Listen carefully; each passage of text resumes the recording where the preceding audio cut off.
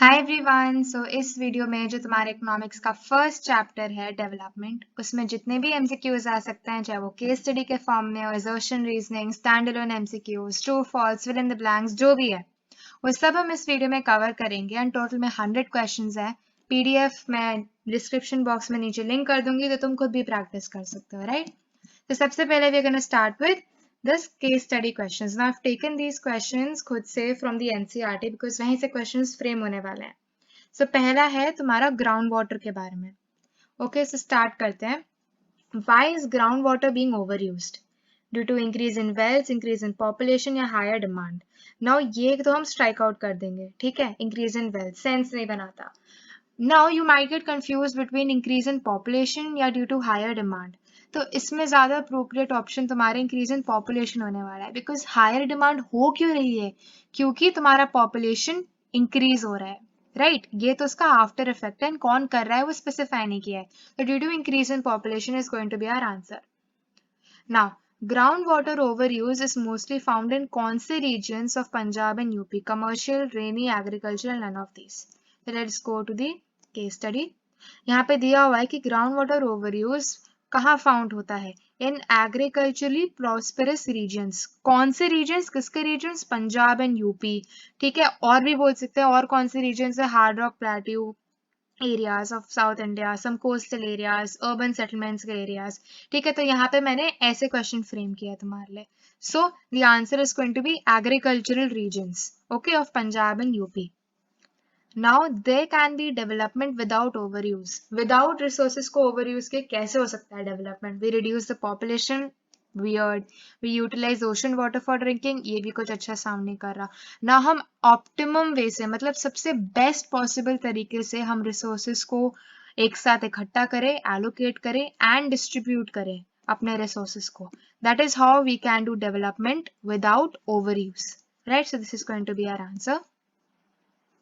Now, groundwater is an example of what kind of resource? Non-renewable, endangered, important, renewable.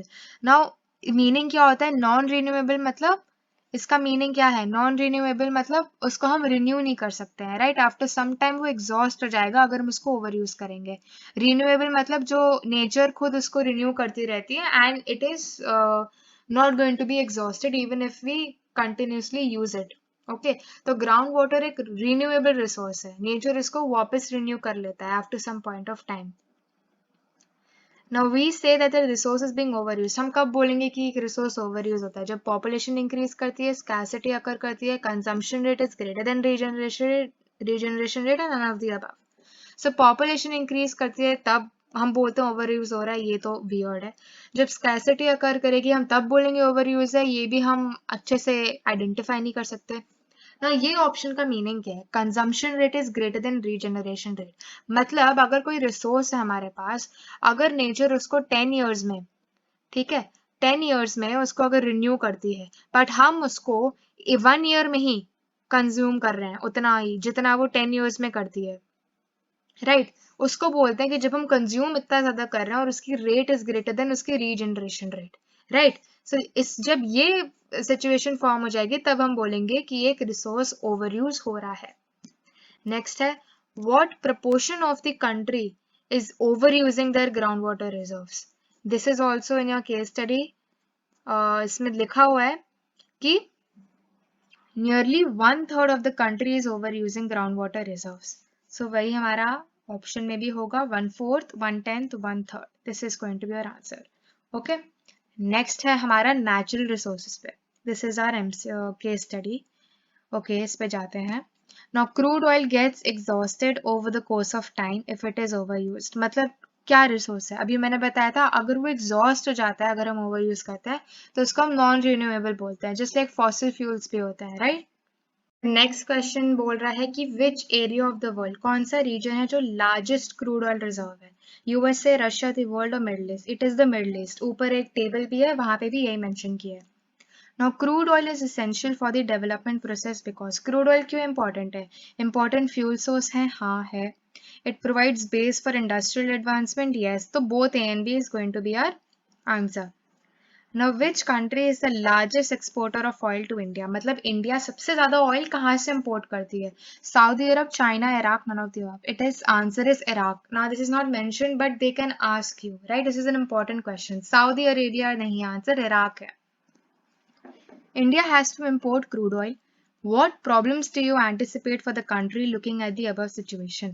मतलब हम इतना ज़्यादा import करते हैं because we don't have the stock. Why is India importing crude oil? ठीक है, because we don't have sufficient stocks. तो फिर क्या प्रॉब्लम्स आ सकती है? स्टॉक सफिशिएंसी नहीं, हमारे पास स्टॉक इनसफिशिएंसी की प्रॉब्लम आएगी. Rising prices of crude oil will increase import expenses. Yes, this is going to be our answer. Both A and B नहीं हो सकता, नॉन ऑफ दिस भी नहीं. सो राइजिंग प्राइसेस, अगर फ्यूचर में price rise करता है मिडिल ईस्ट में, तो जहां से हम इंपोर्ट कर रहे हैं वहां की भी प्राइस राइज हो जाएगी और हमारे इंपोर्ट की भी expenses is going to rise. तो ये हमारे लिए एक नेगेटिव इम्पैक्ट पड़ेगा. This is going to be one of the problem. Now next आ गए डेटा पे. हमारे पास कुछ नेबरिंग कंट्रीज हैं इंडिया की. GNI, लाइफ एक्सपेक्टेंसी, HDI और स्कूलिंग के बारे में क्वेश्चंस है. एक एक करके क्वेश्चंस पढ़ते हैं.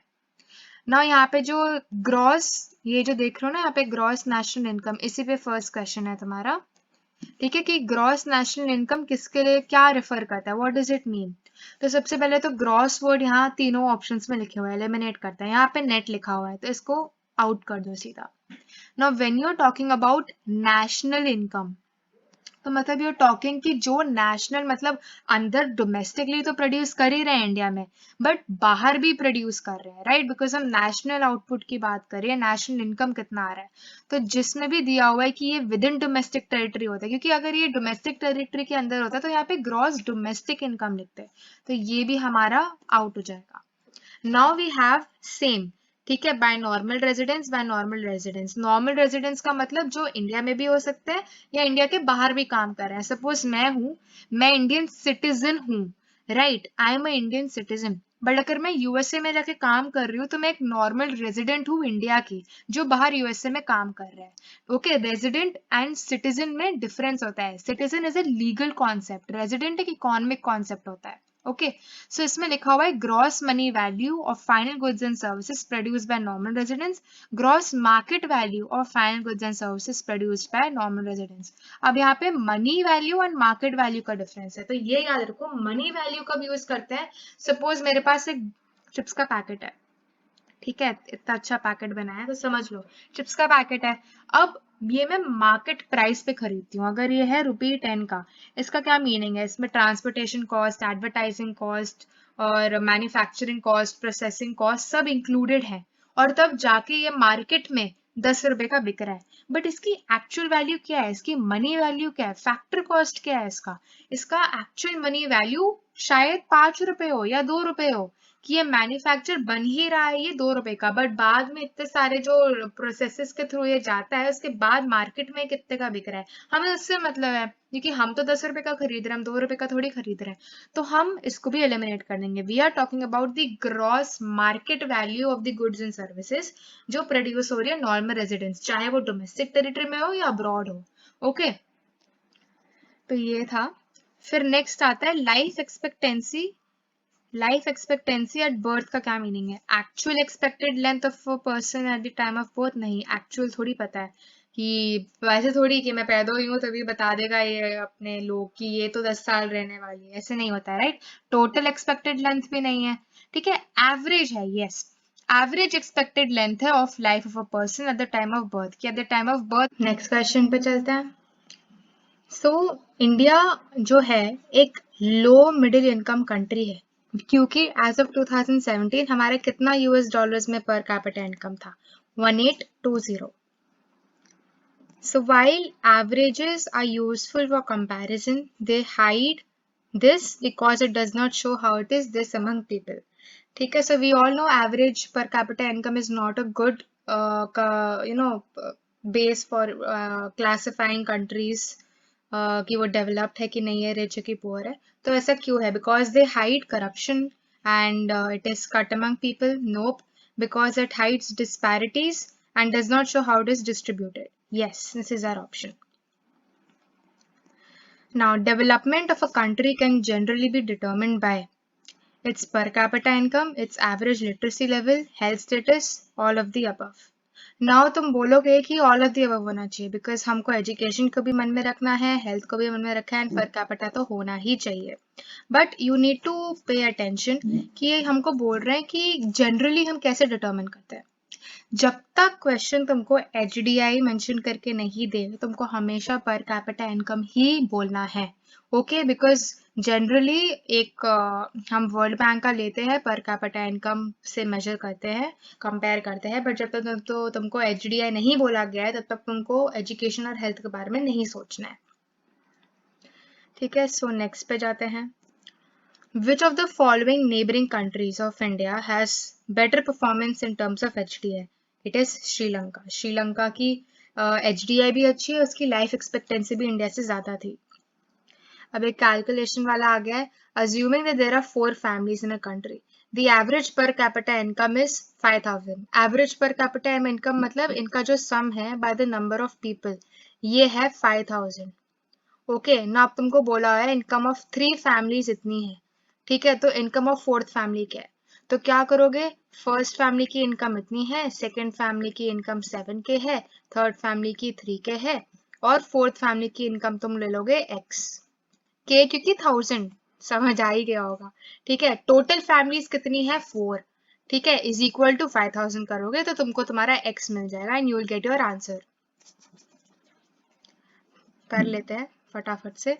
So you have 4, 7, you have 3, you have 14,000 plus x is equal to 5,000 into, यहाँ पे by 4 था तो ये into होके 4 हो जाएगा. Right, this is going to be 20,000 minus ये भी ये हो जाएगा 14,000. तो तुम्हारा आंसर आने वाला है as 6,000. ठीक है, ये हो गया हमारा न्यूमेरिकल भी. Now what is the full form of BMI? Business Model Index, Big Man Incorporates Body Mass Index. Yes, Body Mass Index. And हम क्या करते हैं Body Mass Index से? Health status निकालते हैं पर्सन का, न्यूट्रिशनल लेवल निकालते हैं. Okay? What will be the top priority in the developmental goal of a landless labor? Landless labor development क्या होगा landless labor के लिए development? Expansion of rural banking, more days of work and better metal road, establishment of high school. High school से इसको फर्क नहीं पड़ता, road से इसको फर्क नहीं पड़ता, rural banking से इसको फर्क नहीं पड़ता. उसको फर्क पड़ता है कि मेरे पास ज़्यादा वर्क आए, ज़्यादा पैसा आए, ज़्यादा अच्छा more income आए. ठीक है, because that is what his dream and aspiration is going to be. Then what will be the aspiration of educated urban unemployed youth? Unemployed youth है, ठीक है. An educated urban unemployed youth will aspire for better opportunities in agriculture. क्यों करेगा वो agriculture में? वो educated है. The support from government at every step in life for its upward movement. Nah. An urban educated unemployed will aspire for a good job opportunity, whereas education can be made use of. Yes. क्योंकि वो educated है, उसको एक work opportunity चाहिए जहाँ पे वो अपनी एजुकेशन नॉलेज को यूज कर सकता है. So that is what is development is going to mean for him.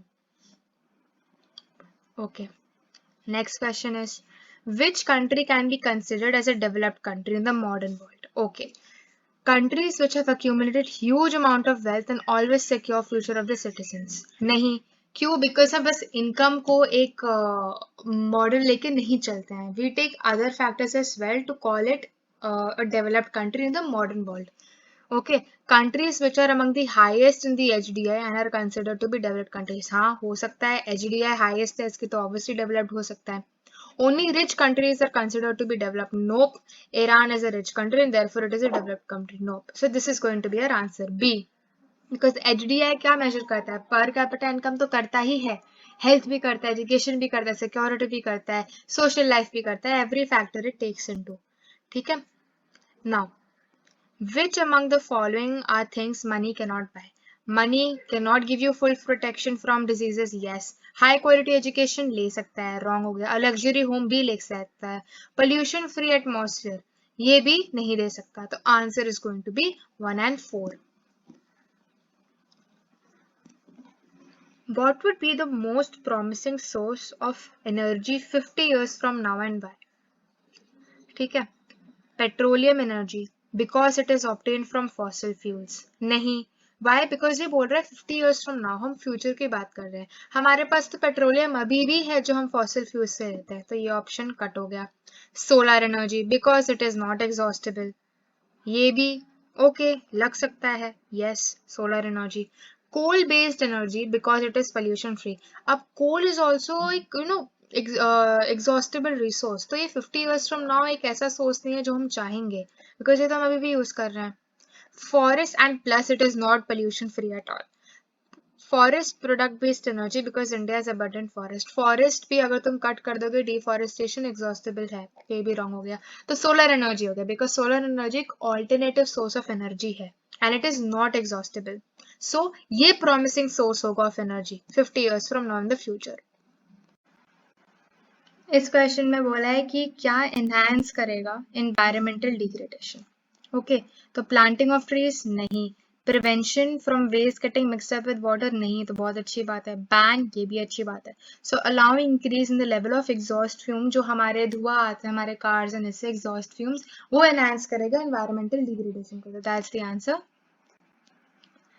Since the second half of the 20th century, a number of scientists have been warning, क्या warn कर रहे हैं, that health and nutrition is declining, per capita income is unstable, level of resources are not sustainable, level of development are not sustainable. So resources sustainable नहीं होते, तो ये हो जाएगा। वो यही कह रहे हैं कि अभी रिसोर्सेज जो है हम बहुत ज़्यादा ओवर यूज कर रहे हैं एंड दिस इज नॉट एक सस्टेनेबल डेवलपमेंट का पाथ जो हम फॉलो कर रहे हैं, तो this is the answer. So about कितने districts have reported a water level decline? Now इसका आंसर 300 है। अब तुम बोलोगे कि ये कहाँ है, मैं तुमको एक केस स्टडी का दिखा देती हूँ जो हमने बहुत ऊपर किया था। Let me go ऊपर। केस स्टडी अपना ये ग्राउंड वाटर का था, तो मैंने बोला था, मैंने तुमको केस स्टडी के फॉर्म में दिया है, बट ये एक सिंगल एमसीक्यू की तरह भी आ सकता है। तो यहाँ का लाइन देखो तुम्हारे एनसीईआरटी का, about 300 districts have reported a water level decline, ठीक है, तो ये तुम्हारा आंसर था। वापस चलते हैं क्वेश्चन पे, कहाँ गया हमारा क्वेश्चन, यस। सो इसका आंसर हो गया 300, about 300 districts have reported water level decline over the past 20 years. आगे बढ़ते हैं। Next question is according to HDR report, जो हमको पता है UNDP देता है, कौन से दो कंट्रीज है जिनका इंडिया से ज्यादा हायर लाइफ एक्सपेक्टेंसी रेट है? तो इसमें पाकिस्तान तो हटा ही दो, वैसे भी किसी काम का तो है नहीं। Nepal and Bangladesh, Sri Lanka and Myanmar, Myanmar तुम्हारा रॉन्ग ऑप्शन है, तुम्हारा answer is Nepal and Bangladesh. ये कुछ फैक्ट्स हैं जो हमको याद होने चाहिए। ना which category does India come under, ये ऊपर भी हमने देखा था जब हम डॉलर वाला क्वेश्चन कर रहे थे, तो India comes under high middle तो काट दो। अब तुम इस दोनों में कंफ्यूज हो सकते हो कि लो इनकम कंट्रीज है, लो मिडिल इनकम कंट्रीज है, तो हमारा answer is low middle income countries, okay. Now, which is the most common method of measuring economic development? Income, sales, ये profit loss तो है ही नहीं, income per capita income, right? Now, what brings about stable income? Better wage, work opportunities, regular work या decent price for crops? Eliminate करके देखते हैं, ठीक है। stable income की बात करिए तो crops तो है ही नहीं, decent price for crops. stable income कब होगा जब तुम्हारे पास better wage होगा? नहीं, ज्यादा वेज भी मिल रही है बट वो हमको रेगुलरली, मतलब हम इनफॉर्मल सेक्टर में, सपोज तुम्हारी जॉब का कोई वो ठिकाना नहीं है, कभी भी हमको बोल सकते हैं कि दियो तुम यू आर फायर्ड, तो बेटर वेज लेके क्या होगा, स्टेबल की बात कर रहे हैं ना, तो ये भी हट गया। वर्क अपॉर्चुनिटीज से फर्क नहीं पड़ता, ज्यादा वर्क अपॉर्चुनिटीज है फिर भी अगर लोग नहीं है, तो हम इनकम की बात कर रहे हैं ना, तो अगर तुम्हारे पास रेगुलर वर्क होगा, तुम्हारे पास जॉब सिक्योरिटी होगी, तभी तुम्हारे पास एक स्टेबल इनकम होगा, ठीक है। तो हमारा option is regular work. Next चलते हैं। Okay, which one of the following is most important attribute while comparing the level of development of various countries? ठीक है, तो सबसे ज्यादा इंपॉर्टेंट इंडिकेटर क्या है डेवलपमेंट का? पर capita income, political status, social status of people या पॉपुलेशन? पर कैपिटा इनकम करके आ जाएगा, रॉन्ग हो जाएगा। ध्यान से पढ़ो क्वेश्चन, ठीक है। डेवलपमेंट का सबसे इंपॉर्टेंट क्राइटेरिया क्या है करने का? जब तुम अभी देखो, इसमें वो सबसे इंपॉर्टेंट वाला पूछ रहे हैं, तो सबसे इंपॉर्टेंट क्या होता है? सोशल स्टेटस ऑफ पीपल, उसमें तुम्हारा हेल्थ भी आता है ना, तुम्हारा एजुकेशन भी आता है, इनकम तो हम हर जगह लेते ही हैं। तो पर कैपिटा इनकम सबसे इंपॉर्टेंट नहीं है, ये सबसे मोस्ट इंपॉर्टेंट की बात कर रहे हैं, तो इसमें हम सोशल स्टेटस आंसर देंगे, ठीक है। Now one common development goal among people, family freedom income security, we all know it is income. पैसा नहीं है तो क्या करोगे फैमिली का, है ना, फ्रीडम का क्या करोगे।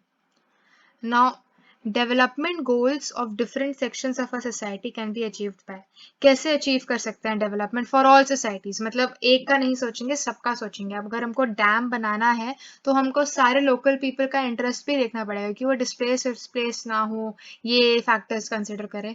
तो ये सब वायलेंस से तो हो नहीं सकता, टेररिज्म से हो नहीं सकता, फोर्स से हो नहीं सकता। डेमोक्रेटिक पॉलिटिकल प्रोसेस से हमको ये डेवलपमेंटल गोल्स कैरी फॉरवर्ड करने पड़ेंगे, बिकॉज हमारे पास बहुत सारे हैं, है ना, हमारे पास डिफरेंट सेक्शंस ऑफ सोसाइटी है।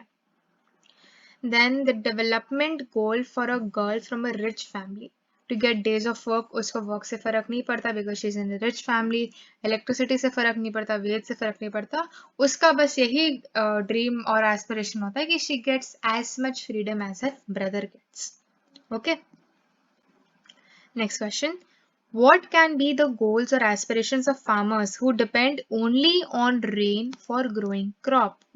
ध्यान से क्वेश्चंस बना, एक तो मैं फार्मर दिया हुआ है जिसका जो है डिपेंड करता है रेन पे, तो क्या उसका ड्रीम होगा कि rich farmer in the village to provide food grains, नहीं, क्योंकि हम रेन की बात कर रहे हैं यहाँ पे। गवर्नमेंट टू कम फॉरवर्ड, नहीं, तो यहाँ पे सफिशिएंट रेन होने वाला है, सफिशिएंट रेन होगी उसके क्रॉप्स ग्रो होंगे। नाउ ये भी एक डेटा बेस्ड है, बीएमआई पता है हमको, ठीक है, बॉस मैडी इंडेक्स, ये हमारे फूड स्टेटस, अपने हमारे न्यूट्रिशनल स्टेटस के बारे में देखता है। सो पर्सन को हम ओवरवेट कब बोलेंगे, जब उसका वेट कितने से ऊपर होगा, आंसर 25 है। ओके, ना सस्टेनेबल डेवलपमेंट किस पे फोकस करता है, abiotic resources, personal resources, natural resources, renewable resources. Abiotic और पर्सनल तो सीधा कट होने वाला है, नेचुरल और रिन्यूएबल में तुम्हें कंफ्यूजन हो सकती है, but answer is actually going to be renewable resources not natural resources, because sustainable development क्या है कि हम कौन से रिसोर्सेज पे फोकस कर रहे हैं जो एग्जॉस्ट हो सकते हैं, so we have to focus on those resources, सारे रिसोर्सेज पे नहीं करना है, ठीक है, रिन्यूएबल रिसोर्सेज पे फोकस करना है, ठीक है, ताकि हमारा सस्टेनेबल डेवलपमेंट हो पाए, बिकॉज रिन्यू हमको थोड़ा सा डीप में जाना है, तो नेचुरल नहीं होगा, रिन्यूएबल होगा, right. Dividing the total income of a country with its population, हमको क्या मिलेगा, तुम बोलेगे अरे एवरेज कैपिटल इनकम, हाँ ये क्या, ओके ओके ओनली 3, रॉन्ग हो जाएगा, ठीक है, सारे पढ़ने हैं। हमने ऊपर एक क्वेश्चन किया था जिसमें मैंने बोला था कि एवरेज इनकम और पर कैपिटा इनकम सेम मीनिंग होता है, राइट। तो जब भी तुम टोटल इनकम को with its countries population by number of people, तो जितनी पॉपुलेशन को करोगे तुमको एवरेज इनकम मिलने वाला है, and average income is also known as per capita income, so answer is 1 and 3. Now the per capita income of different countries is counted in which currencies? In US dollars. Why? उसका भी question किया था, एक stable standard of reference मिल जाता है and सबका जितना goods होता है उतना ही मिलता है, उतने ही हम गुड्स सर्विसेज एक्सपोर्ट इम्पोर्ट करते हैं। ओके, यूएस डॉलर्स हमारा है answer. So development for an individual refers to what? Mental, physical, spiritual, overall development of individual. Classic view of economic development includes what? National income या per capita income? It is going to be per capita income. Classic मतलब development क्या बोल रहे हैं, per capita income से, है ना, national income तो हमने कभी refer नहीं किया, World Bank देता है per capita income. If industrialists want more dams, then why do local people resist it? क्यों? डिस्प्लेस हो जाएंगे, यस, लैंड भी सबमर्ज हो जाएंगे, yes, there will be no source of earning, yes, because वहीं पे वो अपना खेती वेती करते होंगे, तो all of the above is going to be our answer. Okay, next question, people may have different developmental goals.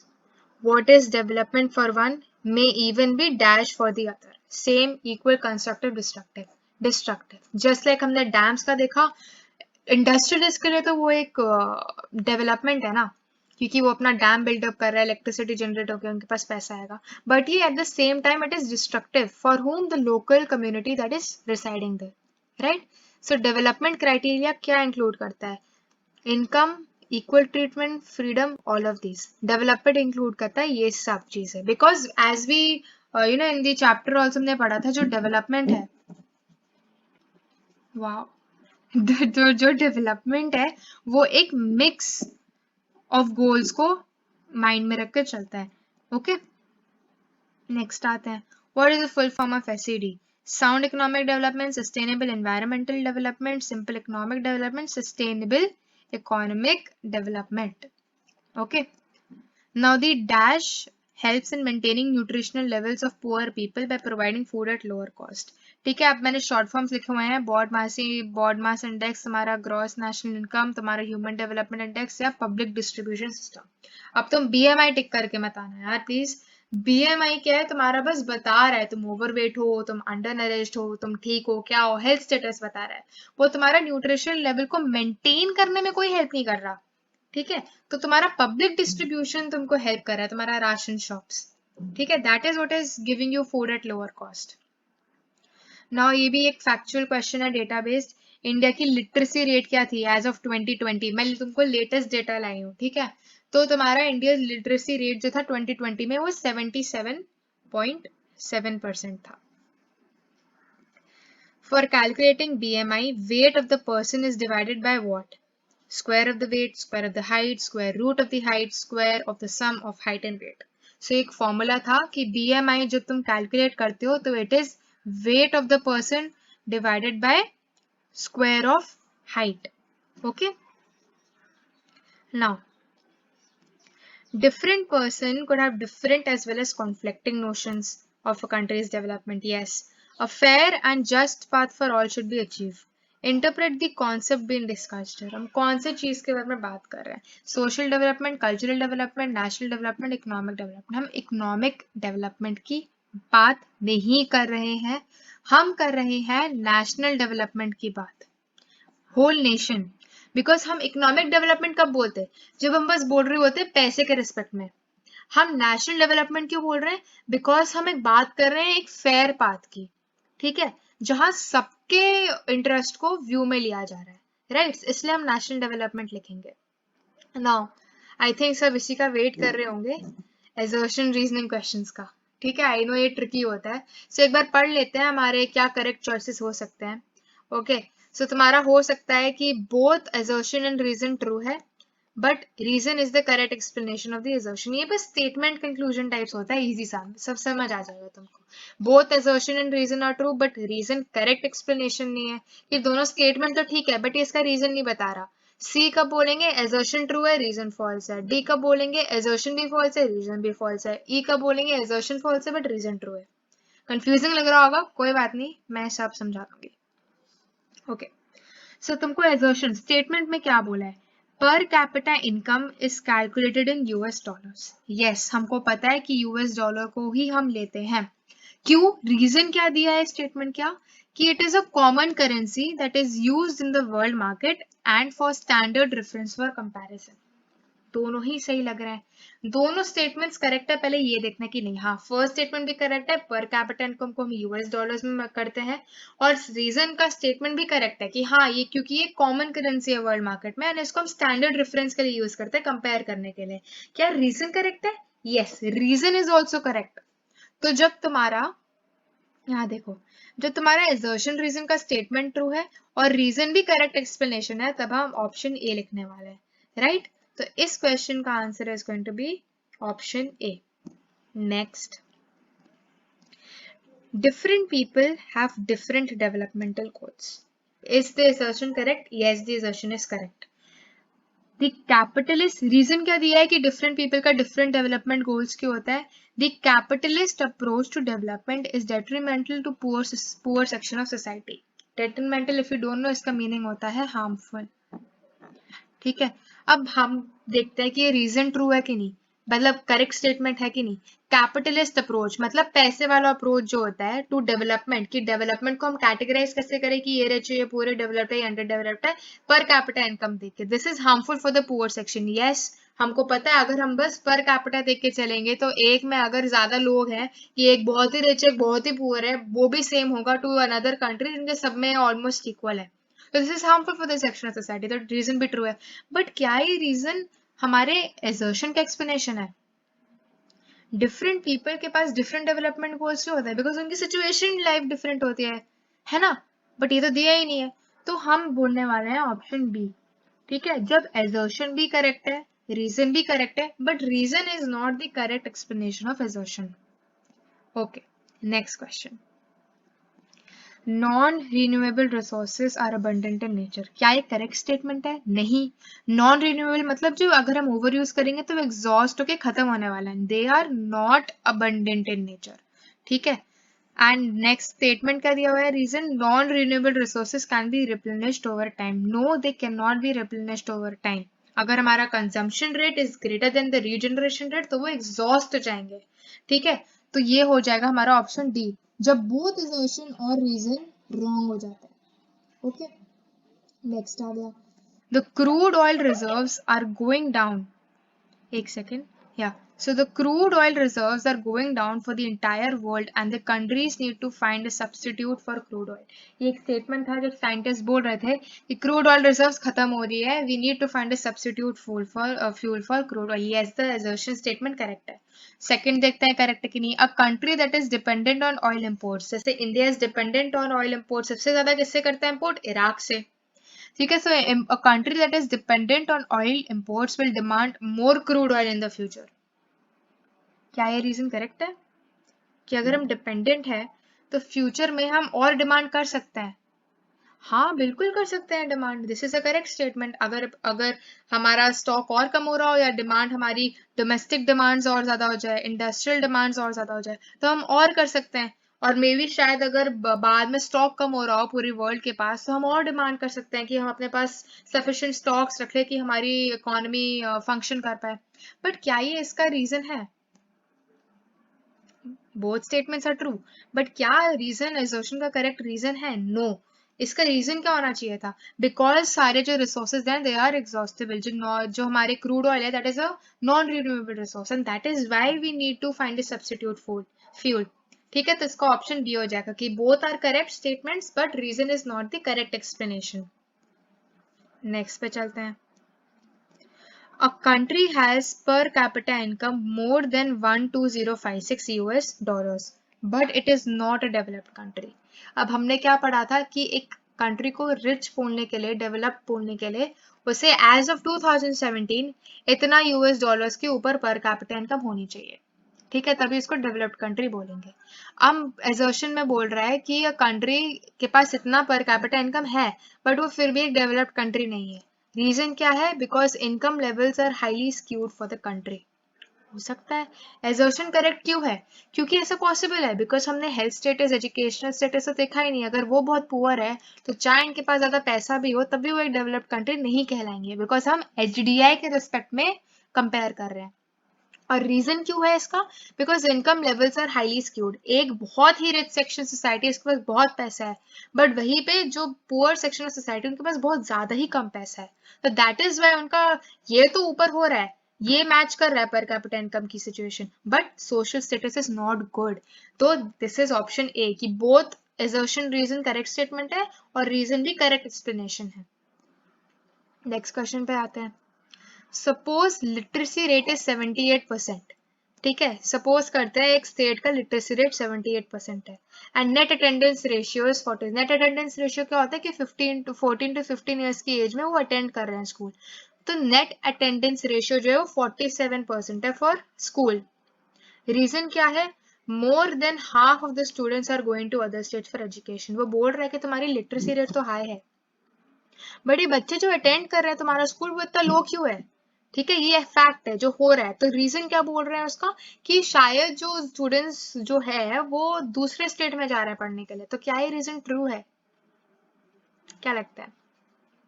मेरे हिसाब से तो ट्रू नहीं है। क्यों?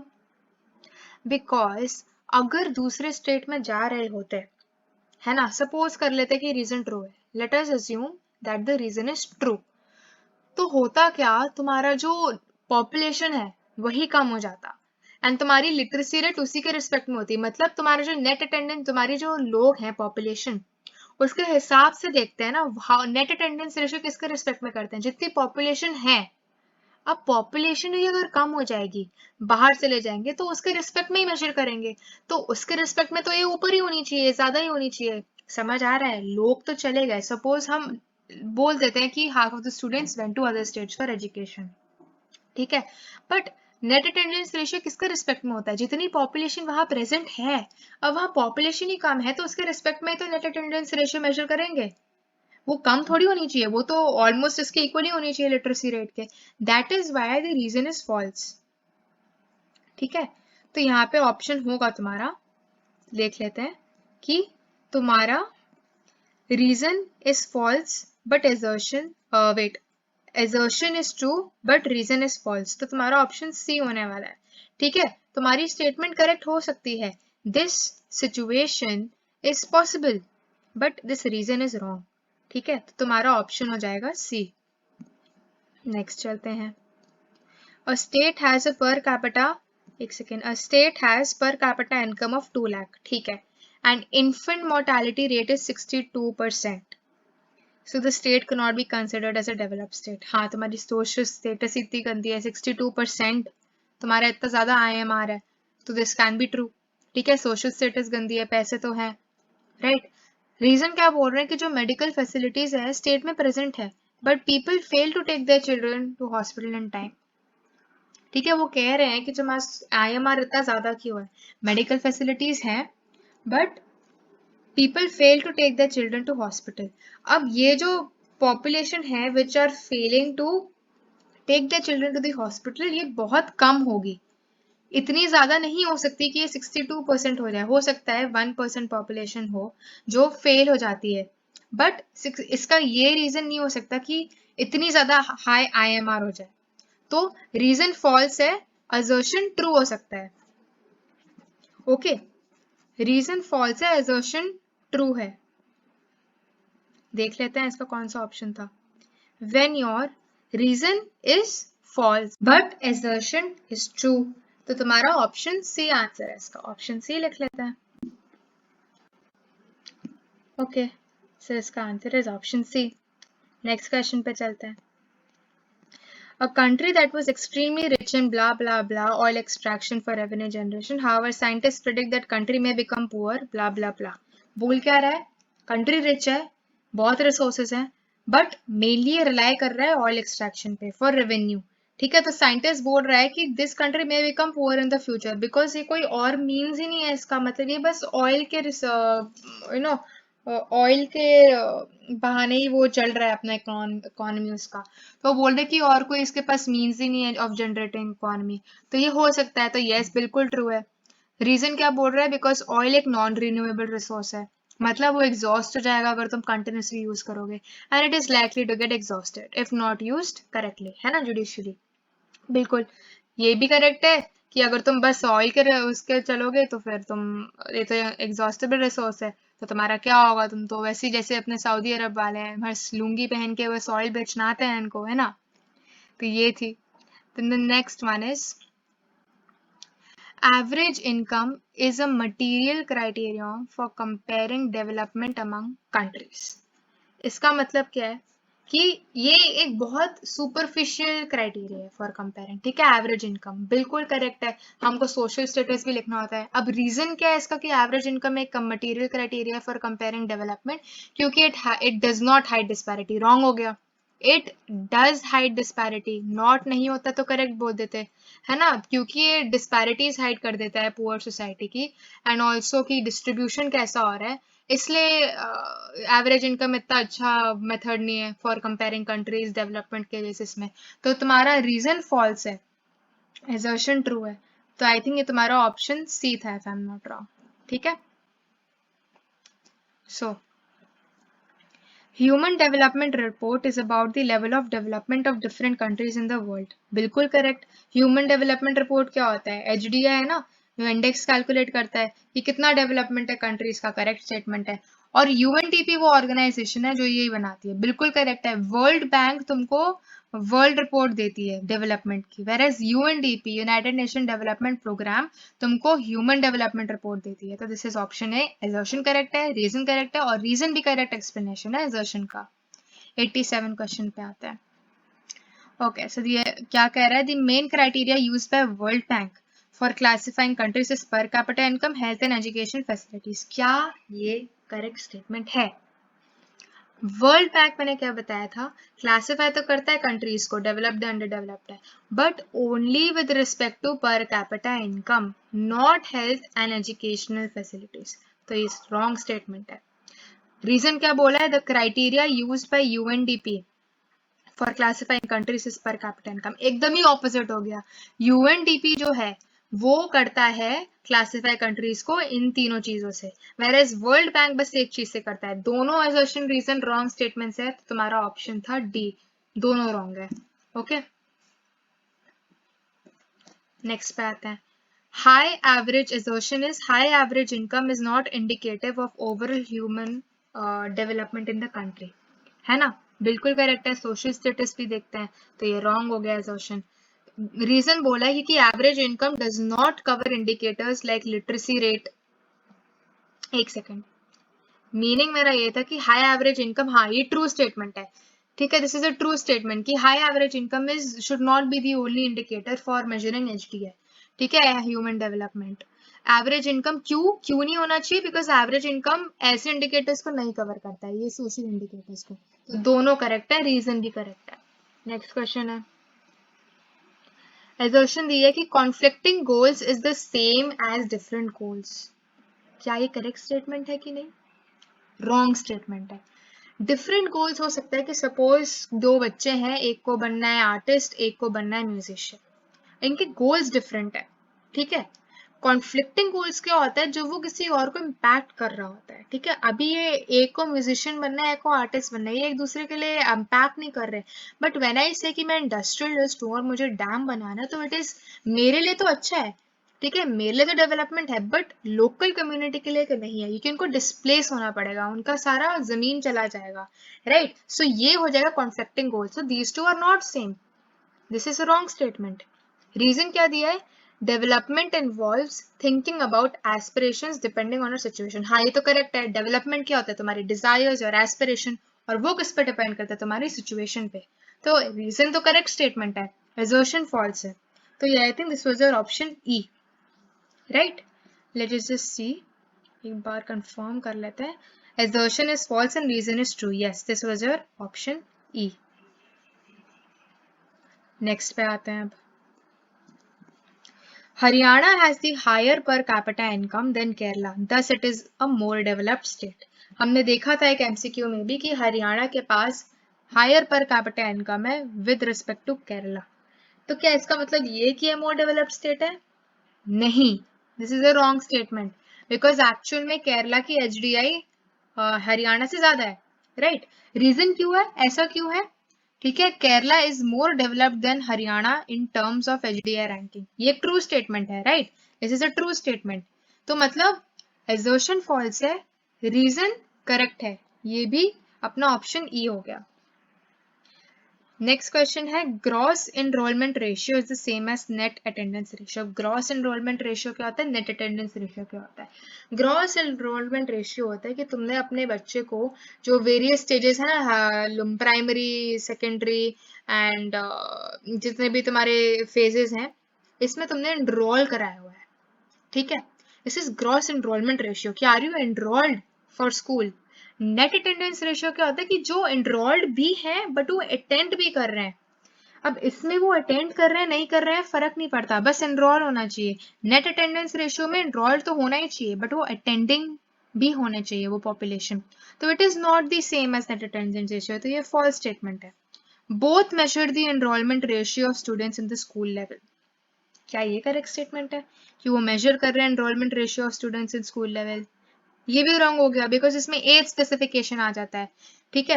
नेट अटेंड इसमें है, इस ये स्कूल लेवल के लिए, बट नेट अटेंडेंस रेशियो हमने पढ़ा था ओनली 14 to 15 ईयर्स की एज में हम देखते हैं, right. So both are wrong, option D आ गया। अब हम बढ़ते हैं ट्रू एंड फॉल्स की तरफ। True and false, let us go. World Bank reports focus on quantitative as well as qualitative aspect। Quantitative का मीनिंग क्या है इसमें, पर कैपिटा इनकम।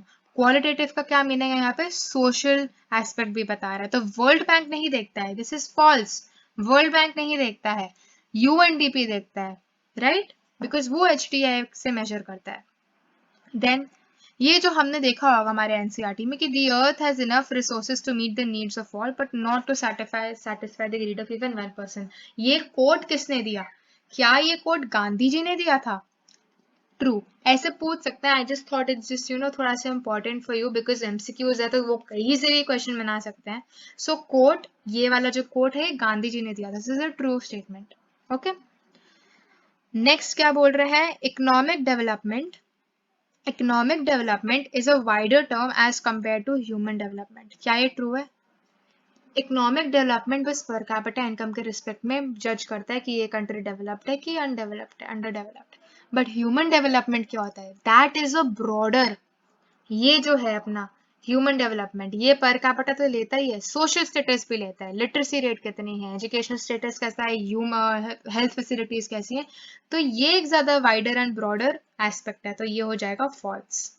अगर ये बोलते हैं यहाँ पे, अगर ये लोग बोलते कि ये एक नैरो है तो हम ट्रू बोलते हैं। Okay, next is according to the recent World Development Report, countries which have per capita income of $, इतना are rich countries. Now ये एक recent data है, ये मैं 2020 का तुमको डेटा बता रही हूँ, ठीक है। पहले हमने क्या देखा था, 12056 जो है एज ऑफ 2017, ये तुम्हारे रिच कंट्रीज हो जाएंगे।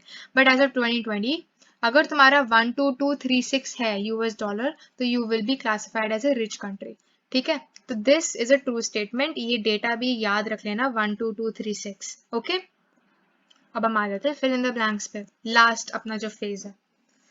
So the development that should take place without damaging the environment, and the development in the present should not compromise the needs of the future. What is this known as? This is known as SED, Sustainable Economic Development.